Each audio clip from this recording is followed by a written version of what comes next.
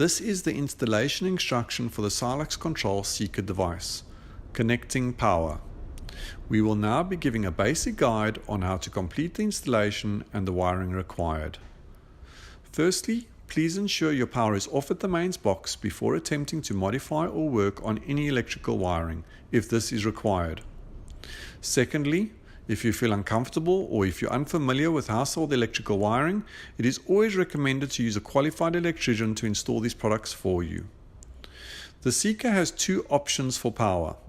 You can power it from batteries supplied, namely 2x AA batteries, or you can use the power supply and power it from the mains power.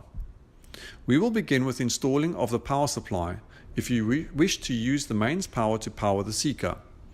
The power supply is supplied with a small cable.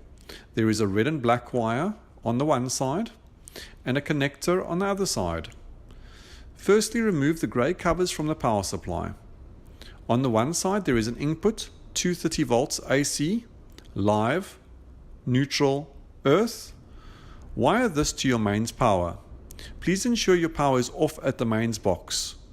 On the other side there is an output, plus and minus.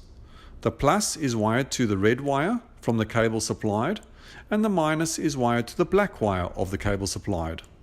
Once completed, close the grey covers and you are finished.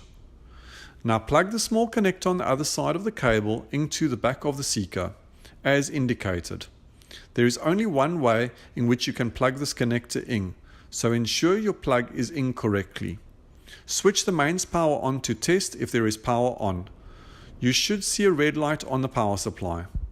For the battery power, do the following. Install the 2x AA batteries. The batteries are now connected and the Seeker is ready to be programmed. You have now completed the power section of the Seeker.